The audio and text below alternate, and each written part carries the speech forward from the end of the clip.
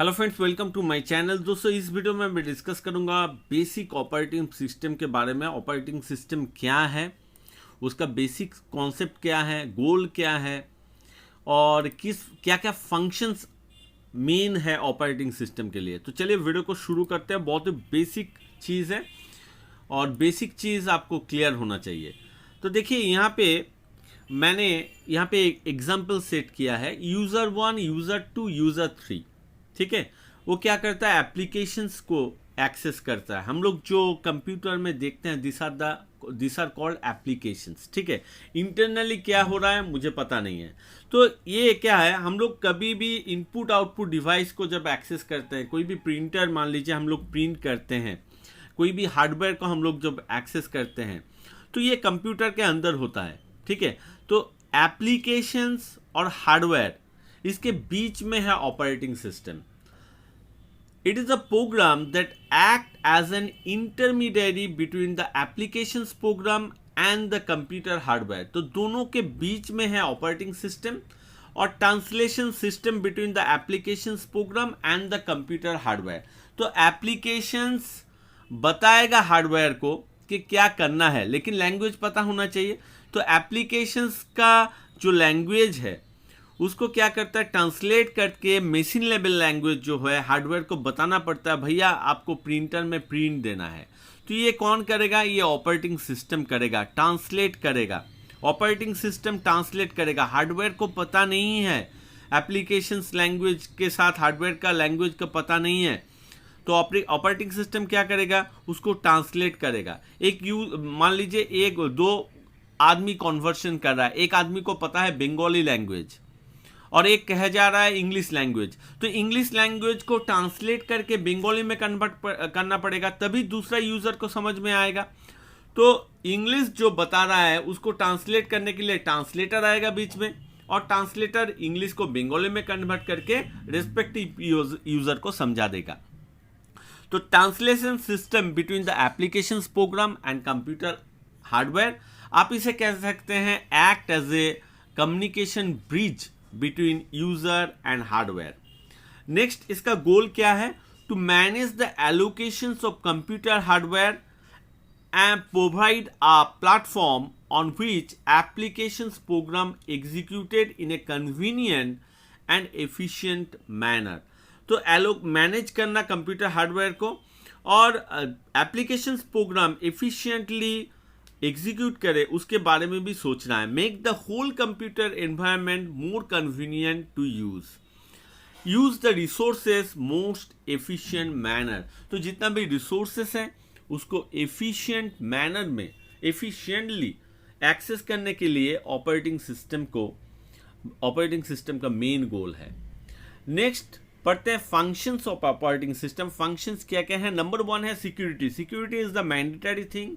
It is password protected, uses password protection to protect user data और prevent unauthorized access। तो security भी इसमें मौजूद है, पासवर्ड प्रोटेक्टेड है। नेक्स्ट है कंट्रोल ओवर सिस्टम परफॉर्मेंस, ये भी फंक्शन है। Record the response time between service request and system response. User ने एक रिक्वेस्ट दिया है और कितना जल्दी उसको रिस्पॉन्स मिला है उसका रिकॉर्ड भी ये रखते हैं। किस लिए रखते हैं, देखिए किस लिए, चेकिंग और मॉनिटरिंग परफॉर्मेंस, यहाँ से मॉनिटर करते हैं परफॉर्मेंस कितना अच्छा है। Provide important information to improve performance, अगर परफॉर्मेंस डिग्रेड हो जाता है उसको इंक्रीज कैसे करेंगे, उसका इंफॉर्मेशन भी ये प्रोवाइड करता है।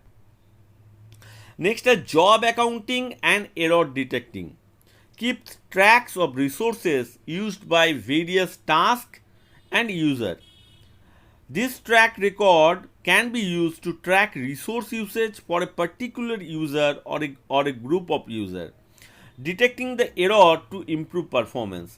तो कुछ भी एरर अगर होता है उसको डिटेक्ट करते हैं टू इम्प्रूव द परफॉर्मेंस।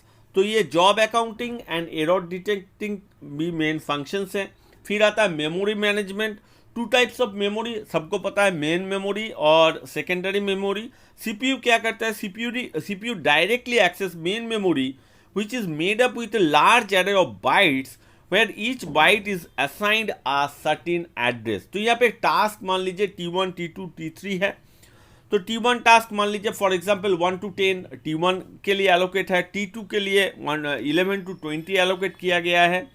तो मेमोरी एलोकेशंस करना और डी एलोकेशंस करना, यही है मेन फंडा मेमोरी मैनेजमेंट का। थ्रू ऑपरेटिंग सिस्टम जो होता है, ये मेमोरी मैनेजमेंट भी अच्छे से कर लेते हैं। फिर आता है processor management. Operating system decides which order processes accessing the processor and for how long, this is called scheduling. तो शेड्यूलिंग जो है मेन फंडा ये है, क्या है कि प्रोसेस, मान लीजिए प्रोसेस को आपने डिवाइड कर दिया, प्रोसेस 1, प्रोसेस 2, प्रोसेस 3, और प्रोसेसर उसको क्या करेगा, प्रोसेस करेगा। हाउ लॉन्ग प्रोसेस करेगा, कितना जल्दी प्रोसेस करेगा, ये शेड्यूलिंग होता है। कि tracks of status of processes, process एक हुआ है मान लीजिए P1 का काम खत्म हुआ कि नहीं, प्रोसेस कंप्लीट हुआ कि नहीं, what is the status of this process, इसका ट्रैक भी रखते हैं। और मैनेज मल्टीटास्किंग, एक साथ आप बहुत सारा टास्क एग्जीक्यूट कर सकते हैं। नेक्स्ट है device management. Keep tracks of all devices connected to the system. System में जितना सारा डिवाइस कनेक्टेड है, प्रिंटर है, स्कैनर है, जो भी कनेक्टेड है, उसका ट्रैक रखते हैं। It decides which process get access to a certain device and for how long. Printer को एक्सेस करना है तो कितना टाइम के लिए एक्सेस करना है, ये भी डिसाइड करते हैं। It along divide in efficient way, deallocate divides when it is not required. तो प्रिंटर को जब तक यूज करना है उसको एक्सेस करेंगे, जब नहीं करना है तो डीएलोकेट भी करते हैं। नेक्स्ट है file management. It keep tracks of where information is stored and status of every file, whether currently it is used by user or not, and managing files in computer system। तो ये file management भी अच्छे से कर लेते हैं। Next जानते हैं अदर क्या क्या फीचर्स है।